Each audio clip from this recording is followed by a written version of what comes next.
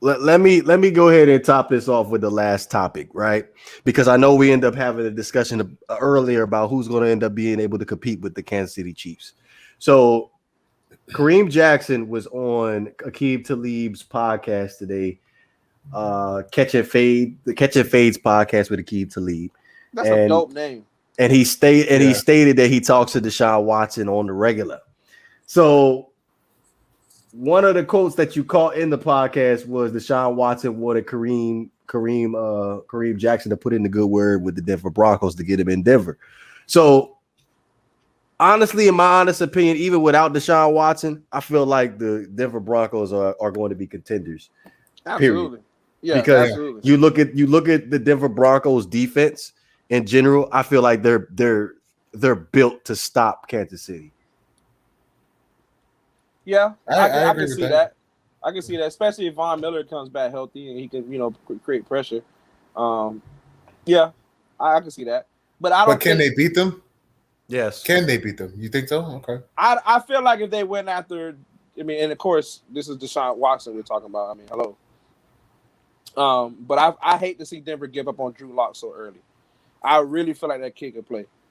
Yeah, but if you could get Deshaun Watson, you could wait on Drew Lock, brother. Yeah, absolutely. They're instant Super Bowl contender lock if they have Deshaun Watson. Right. They're not. Drew Lock will probably end up being traded to Houston for Deshaun Watson. Drew Lock is not going to sit there behind Deshaun Watson. He's too good for that. And I feel like he deserves a shot to at least prove himself, because I feel like he did pretty good before his injury last year. He was doing okay. Denver is still learning the game. Looking at his numbers last year, he was 16 touchdowns, 15 interceptions. That's a given. It's only his third year in the league right now. So let's see what we can get out of him. Honestly, let's see. I just wanted to point out the fact that, because I'm looking at what Donovan said, the Bucs are built to stop Kansas City. As far as the secondary is concerned, it ain't looking like Denver's secondary right now. Remember, they ended up drafting Patrick Surtain in this past draft. They ended up having Kyle Fuller come back. So they have three decent good corners on the outside. Justin Simmons is there, and Banks just said something about Von Miller being able to come back.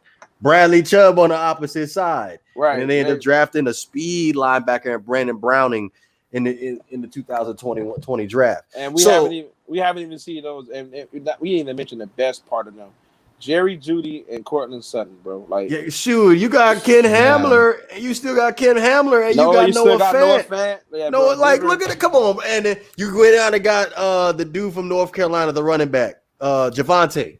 Come on. That team, Denver that's has a good team. Yeah, that's a good team. Yeah, they're gonna have a good team. Yeah. I agree with that. I agree. They're a dark horse contender. Nah for the Bay. Nah for the Bay. Nah, we don't care what you said. Nah for the Bay. Nah for the Bay. Nah for the Bay. Nah, we ain't hearing what you said. Nah for the Bay. Fire!